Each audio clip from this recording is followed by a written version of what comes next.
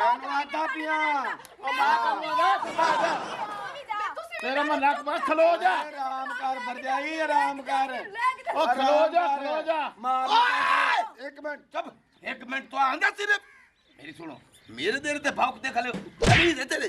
कोई अगर ਇੱਥੇ है कोई ਬਹੁਤ ਚਿੱਤੇ ਨਾਲ ਉਹ ਤੂੰ ਹੁਣ ਬਕਵਾਸ ਕਰ ਬਕਵਾਸ ਦੱਸ ਮਾਰ